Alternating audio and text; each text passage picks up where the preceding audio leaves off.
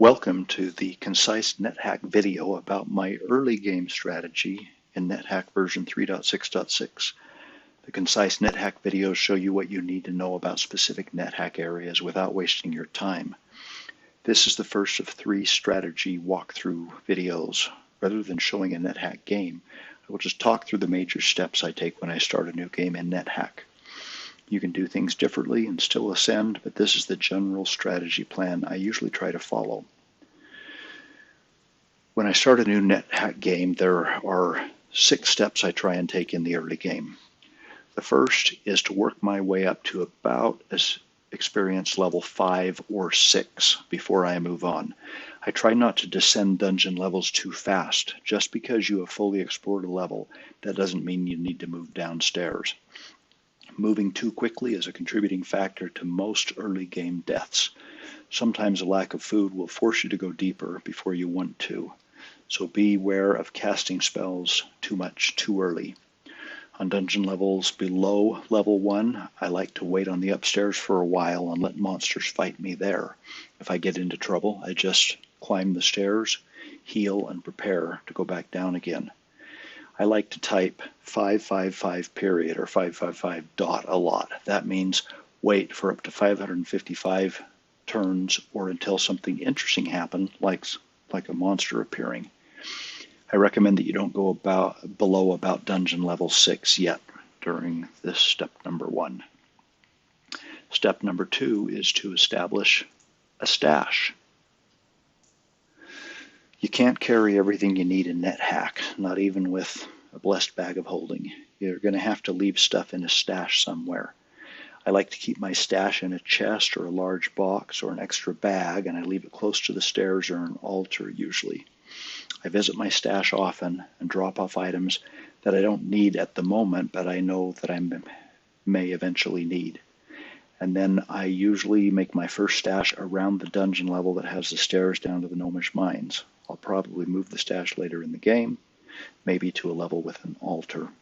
Stashes are for good items, not for your junk, so don't put your trash in the stash. Step number 3 is to clear the gnomish mines through Mine Town. The stairs to the gnomish mines are in dungeon level 2, 3, or 4. I recommend you work your way slowly through the gnomish mines. When you first go downstairs into a gnomish mine level, stay on the staircase and fight for a while there. I like to type 55 dot. That's usually enough to bring a monster right next to me. Then I can attack the monster and then type 555 dot again. I keep repeating that until typing 55 dot doesn't bring more monsters. Then I can go explore that level. Because there are a lot of monsters. They're not super high level monsters in the gnomish mines, most of them, but they overwhelm you with their numbers, so stay on the stairs. While you're waiting on the stairs, if you sense a faint wave of psychic energy, there's a mind flare on the level. Leave. You're not ready to deal with it yet. Dealing with a mind flare probably means having experience level 8 or so, having telepathy, having a way to blind yourself, having a good ranged attack, and maybe a wand of digging. Because one possibility is to just zap a wand of digging down, jump down to the next level, and then continue to prepare before you go back up to face the mind flare. In the gnomish mines, trapdoors can kill. It's too common for me to fall through a trapdoor 1 or more levels down in the gnomish mines. Then I'm surrounded by lots of monsters I have to fight with, and I don't know where the upstairs are. And then often, before I can get back to safety, I'll fall through yet another trapdoor. As you're exploring the gnomish mines, when you find the down staircase, go down immediately, then come back up and continue exploring. The reason you do that is going down will map the location of the upstairs. So if you do find yourself falling through a trapdoor to that level, you'll know where you need to go to get back up to safety. Finally, in this step, you're going to explore Mine Town. There's an altar and a lot of shops on the Mine Town level. You can use the altar, you can buy things in the shops and price identify items in the shops. If you're lucky, the temple will be co-aligned so you can sacrifice and pray there. I recommend that for now you don't go much deeper than Mine Town. Then you go back up to the main dungeon and work toward Sokoban. and clearing Sokoban. Sokoban is a 4-level puzzle branch in Nethack. You push boulders into holes to clear each level, and the top level has either a bag of holding or an amulet of reflection, and those are great.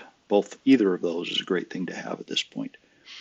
Sokoban is not a required branch, but I always clear it because I get experience there, I get items there, and I get that prize on the top level. The stairs to Sokoban are on dungeon level 6 through 10, one level below the Oracle. And I've got Concise Nethack Sokoban videos that show you how to solve all of the 8 possible Sokoban puzzles. Next step is to find an altar if possible. There is an altar in Minetown you can use, but it's nice to know the location of one in the main dungeon. If I find more than one, I like to use the one closest to about level 10 for my stash and maybe altar camping. The earlier levels, lower dungeon, lower leveled, lower numbered dungeon levels, like 1 and 2 and 3, they generate weaker monsters. And by this time in the game, you should be okay with the monsters at about dungeon level 10. Altars are good for identifying the blessed, cursed, and uncursed status of items, the BUC status or buck status, and possibly altar camping. I have a Concise Nethack video on altar camping. I moved my stash down to this level. There's a point I want to make about moving a stash. You can't probably move everything at the same time, so it may take multiple trips. You want to be careful not to carry too much, because that will slow you down if you're burdened or strained or stressed.